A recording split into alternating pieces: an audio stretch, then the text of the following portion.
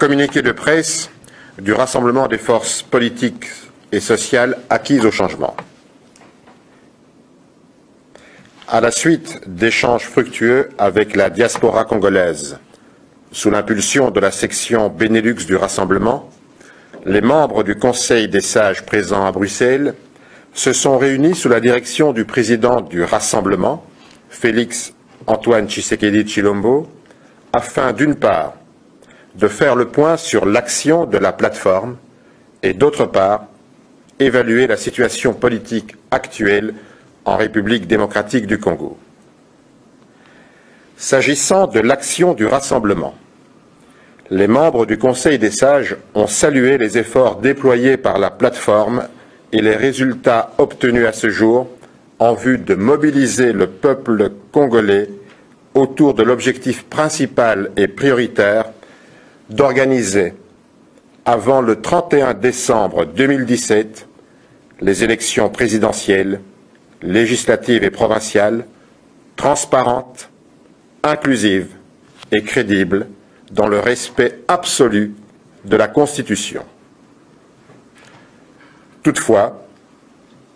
au regard de l'évolution récente de la situation politique en République démocratique du Congo,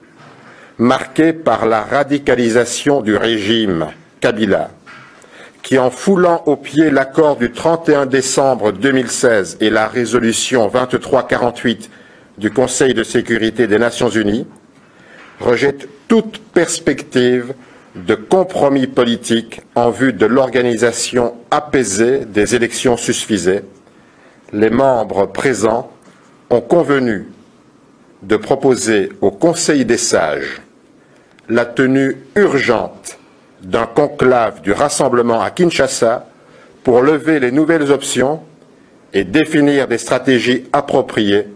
visant à faire aboutir à brève échéance le noble combat du peuple congolais pour l'alternance démocratique et l'état de droit. Quant à la situation politique de l'heure, le Rassemblement relève qu'en nommant un Premier ministre en violation de l'accord de la Saint-Sylvestre et en organisant par défi la signature d'un arrangement particulier tripatouillé pour dénaturer l'accord qui détermine les modalités de son départ du pouvoir, M. Joseph Kabila exacerbe à dessein les tensions au pays et plante le décor de son implosion. Afin d'éviter ce chaos programmé cyniquement par M. Kabila et ses partisans, le Rassemblement réaffirme la nécessité et l'urgence de mettre en œuvre l'accord du 31 décembre 2016 ainsi que la résolution 2348 du Conseil de sécurité, seul moyen d'organiser des élections crédibles en 2017 dans un environnement apaisé et sécurisant pour tous les candidats.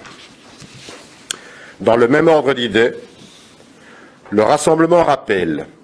que la mise en œuvre de toutes les mesures de décrispation politique est une condition sine qua non pour la tenue des élections conformes à la Constitution et aux normes démocratiques. À cet effet, le Rassemblement en appelle à une implication active du secrétaire général des Nations Unies. Le Rassemblement saisit cette occasion pour condamner fermement les tueries massives des populations congolaises dans la province du Kasaï, du Katanga et dans l'est du pays, et exige une enquête internationale indépendante pour établir la vérité, identifier et punir les responsables à quelque niveau qu'ils soient. Le Rassemblement salue l'engagement de la communauté internationale, en particulier des Nations Unies, de l'Union africaine, de l'Union européenne et de l'Organisation internationale de la francophonie pour la mise en œuvre de l'accord et de la résolution 2348 du Conseil de sécurité et en appelle à leur implication active dans le processus électoral pour en garantir l'impartialité. Le Rassemblement renouvelle au peuple congolais son engagement irrévocable de mener jusqu'à son terme le combat pour le respect de la Constitution et l'organisation des élections en 2017. Le Rassemblement appelle le peuple congolais à la mobilisation générale et à la résistance à la dictature en vertu de l'article 64 de la Constitution qui dispose que, ouvrez les guillemets, tout Congolais a le devoir de faire échec à tout individu ou groupe d'individus qui prend le pouvoir par la force ou qui l'exerce en violation des dispositions de la présente Constitution, fermez les guillemets. Fait à Bruxelles, le 1er mai 2017, pour le Rassemblement, Félix-Antoine Tshisekedi Tshilombo, président.